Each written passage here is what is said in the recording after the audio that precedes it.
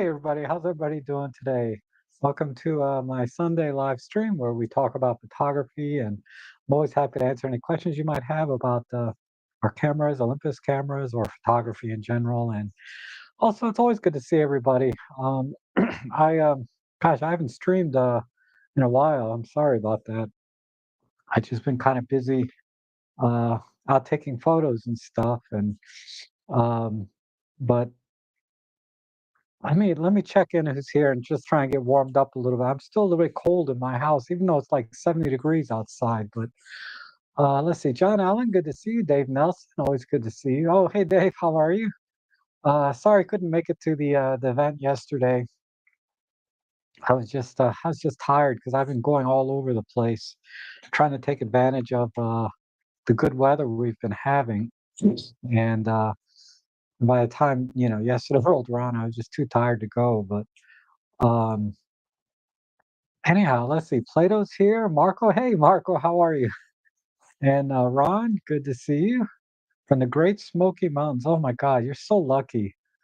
I went there once a few years ago, and it was awesome. I wish I was. I'm seriously considering moving down there maybe later, closer to retirement. Um, it's just so pretty out there, and the only problem I had was with the Smoky Mountains, was a lot of the trails out there, they don't allow pets. So I couldn't take a lot of the trails I wanted to take with my dog, unfortunately. And Zoltan, good to see you. Serge, good to see you. John Truman, how are you? And lately my voice has been a little bit hoarse. I'm not sure why.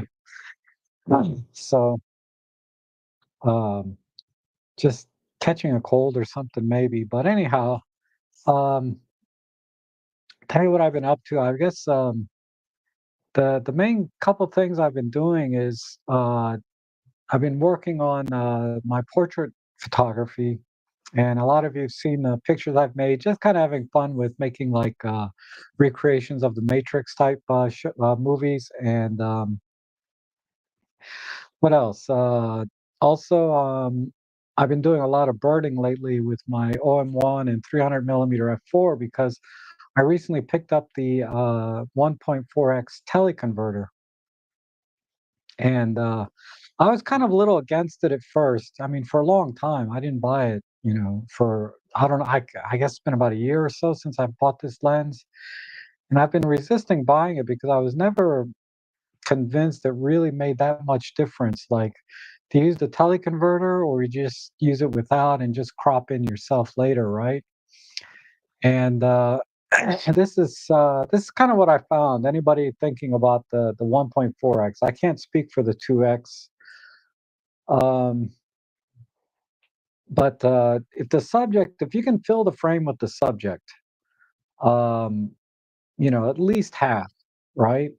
I'd say you're definitely going to extract more detail with the teleconverter. Um, but once the subject kind of gets far away, right? Um, it's hard to tell a difference because of something so far away. Atmosphere and all kinds of other things kind of get in the way.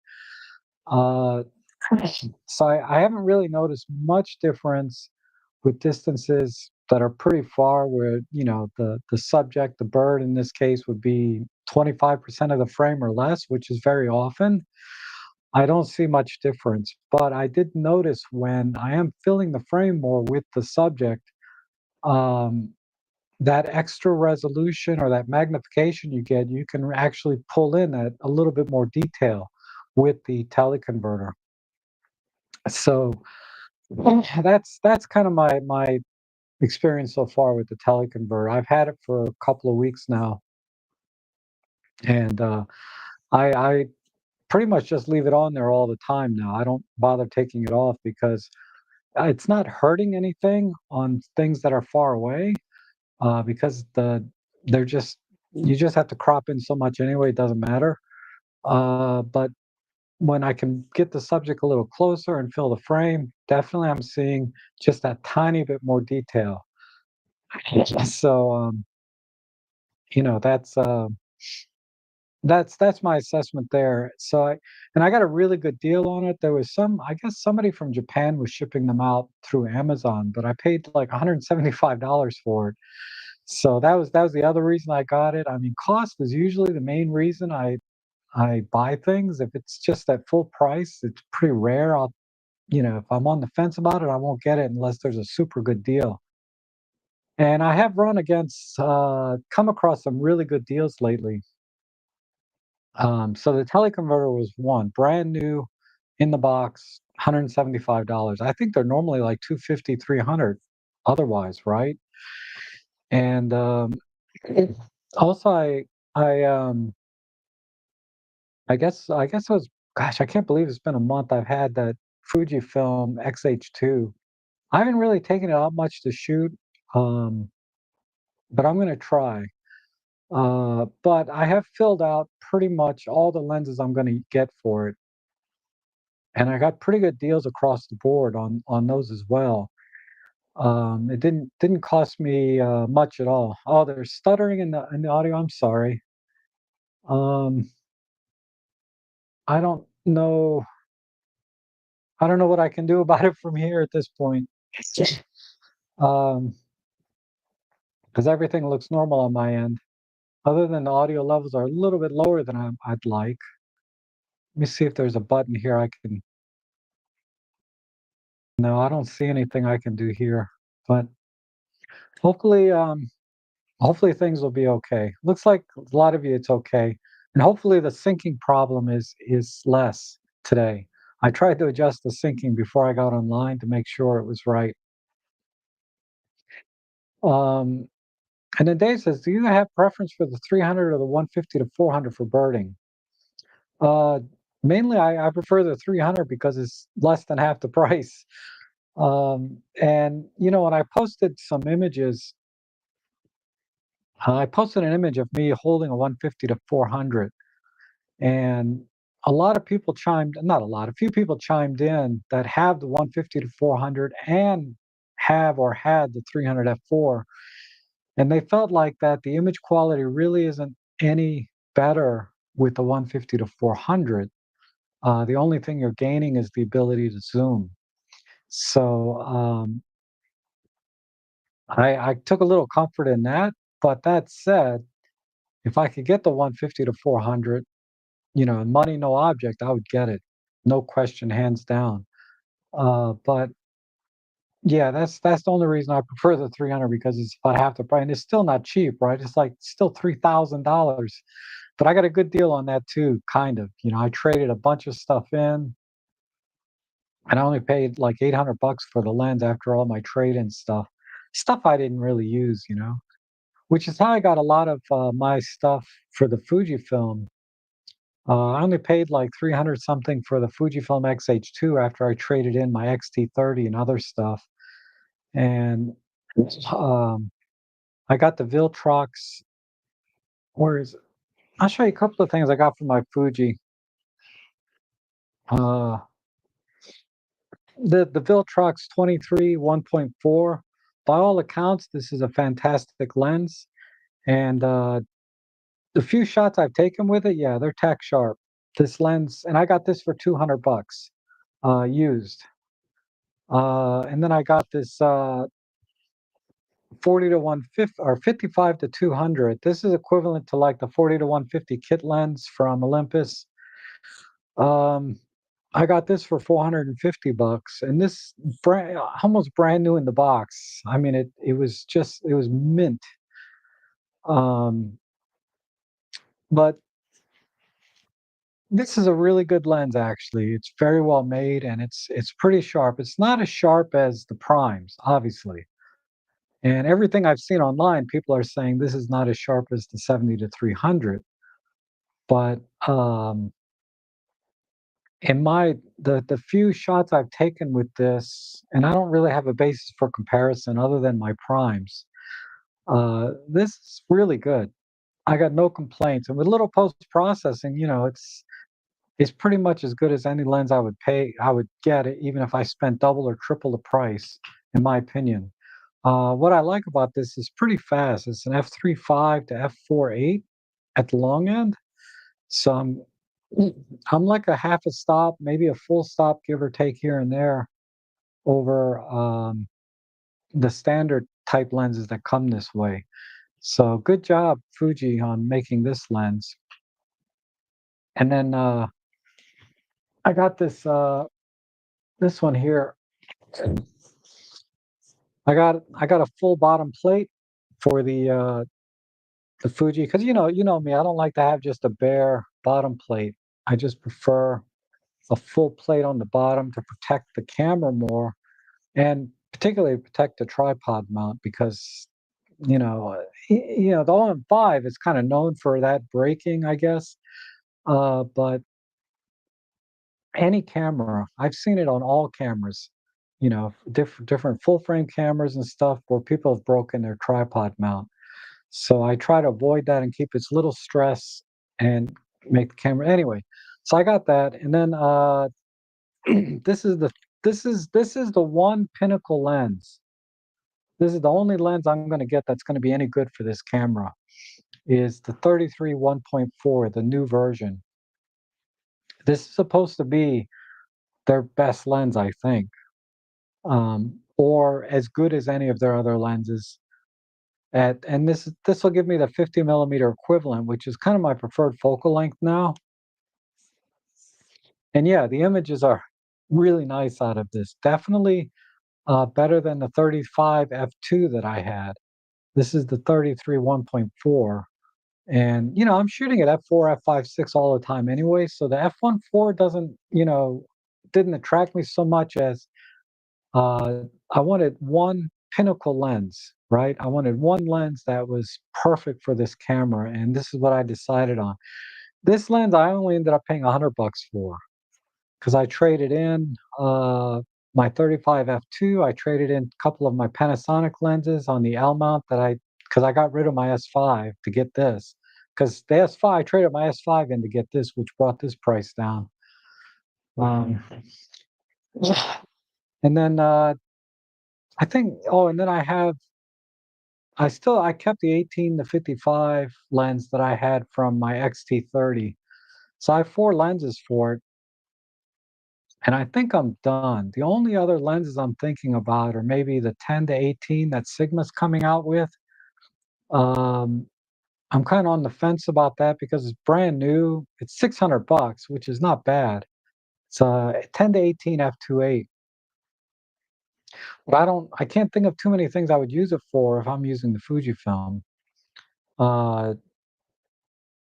and then the other one I'm thinking about is maybe Viltrox makes a 75 millimeter f1.2. So the Fuji, I'm kind of leaning. Someone asked me just today, I think, about in the comments, am I switching to APS-C or full frame to do my portrait stuff? And not really. I mean, what I like about when I do portraits, or the kind of portraits that I want to do are basically in studio with all kinds of lighting. So depth of field, I don't need that. I can always shoot at base ISO, so noise is not going to be an issue. I'm like in a studio conditions, so Micro Four Thirds is fine. And being able to shoot with a deeper depth of field, you know, at lower apertures,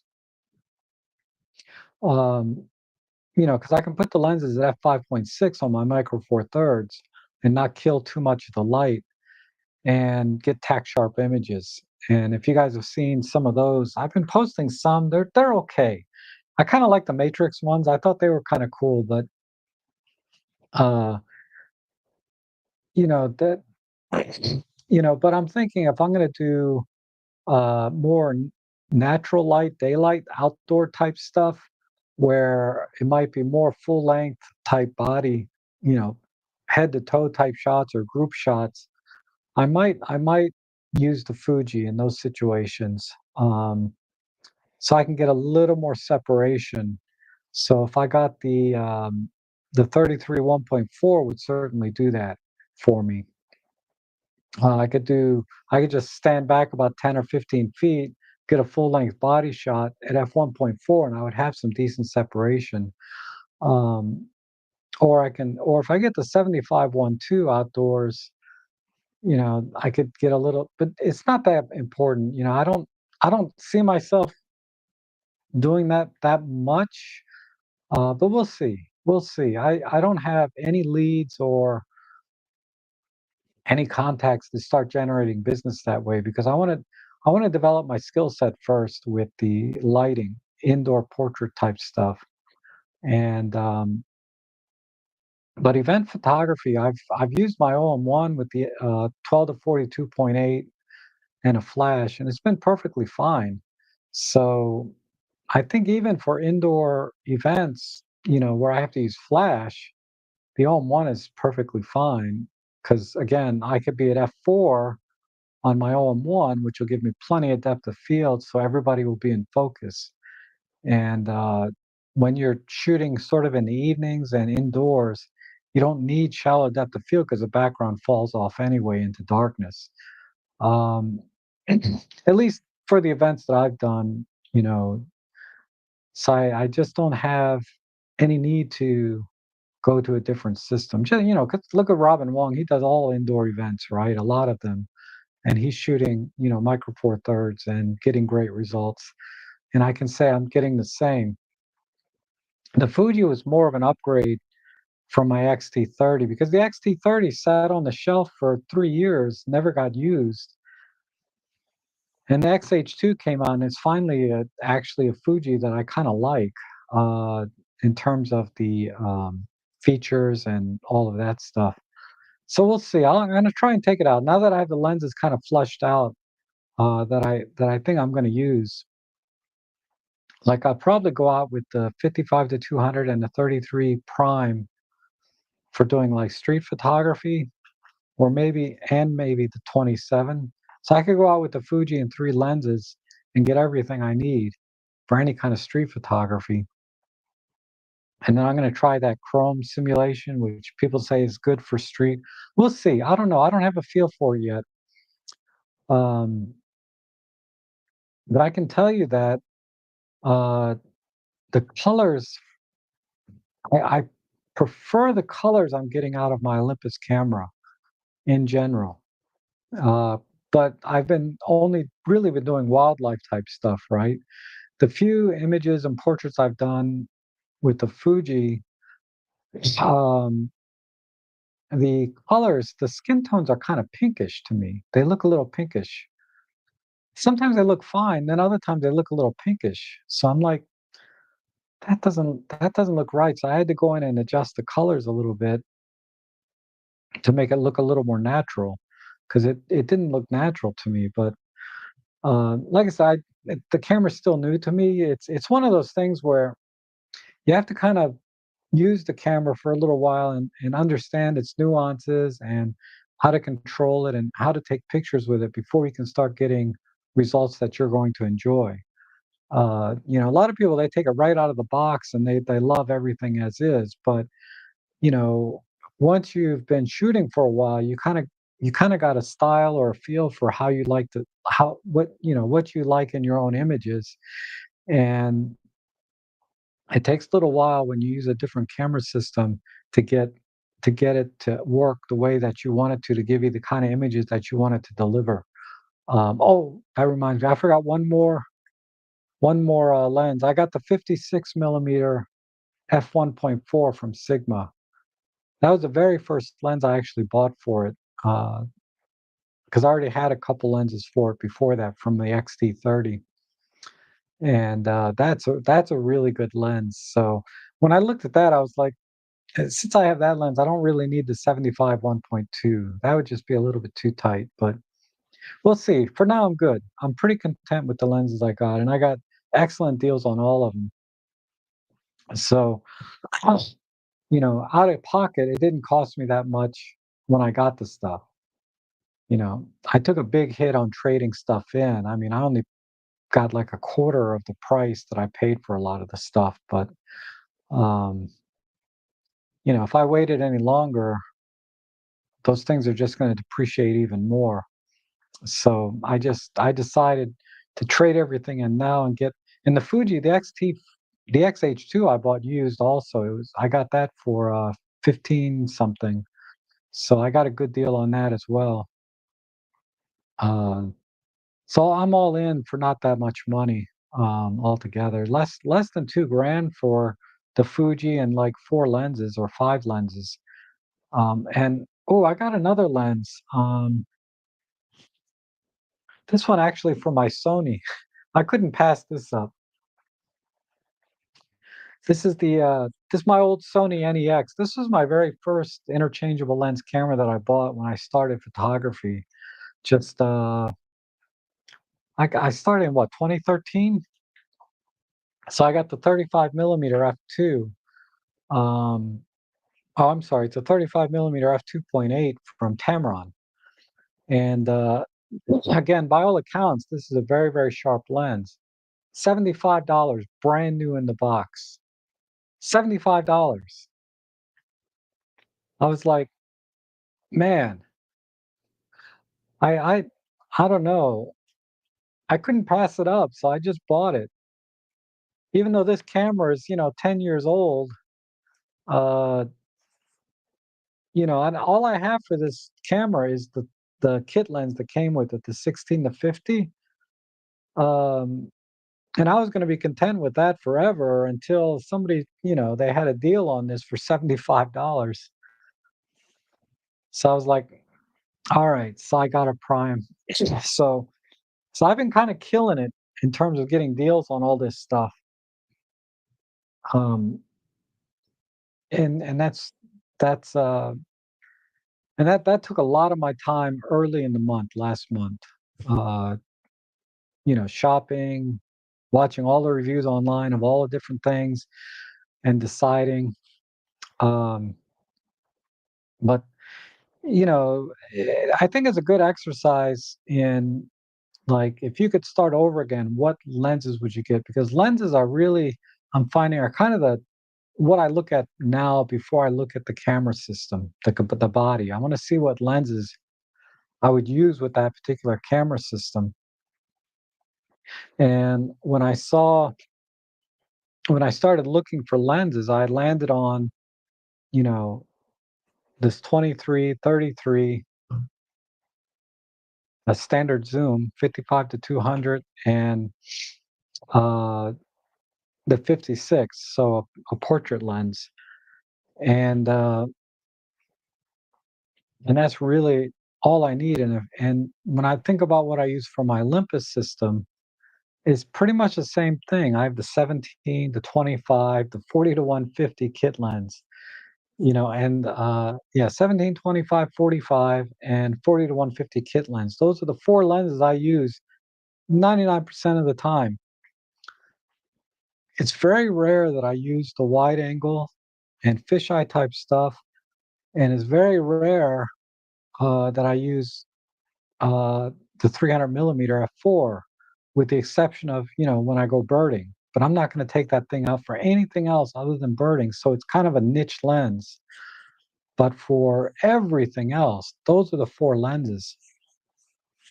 Uh, so when I was looking at replacing the Sony NEX, um, maybe getting an A6700, I don't know. I was thinking maybe an A7 IV. I don't know if I should even bother upgrading that camera. Maybe I should just go shoot with it some more. I shot with it about a month ago and it was fine. It works. The battery still charges amazing. Um, the original battery still charges. It's just shocking. But I feel like that I'm looking at replacing it with an A7R4, like a 60 megapixel, or the new A7CR. the one that looks like that, but it's a full frame 60 megapixel. Um, we'll see. I don't know. I shot with the A7CR a little bit yesterday, and I I wasn't that impressed with the images. Um, the autofocus was kind of neat, but I only used it a little bit, so I can't say if the autofocus was so much better. Because everybody talks about how great the autofocus is on the Sony. But the images, I was like, man, even at ISO 400, I was like, there's plenty of noise in this. It's not really. I just didn't see the full frame advantage there, right? Or the 60 megapixel advantage. Um, and I had one of the G Master or I had a G lens on it, not one of their cheap kit lenses, but like their medium grade, I think is G. And so we'll see. I don't know. Everybody like Manny Salanto switched completely over to Sony, right? He's got the A7 IV, A7, A6700 now, and he seems to like them. And Peter's shooting what, an XS10? I don't know why he didn't go for an XH2. That I'll have to bring him online one day and talk to him about Fuji, because I don't understand why he got an X. Did he get an XS10 or an XS20? Probably the 20, the newer one, because of the video.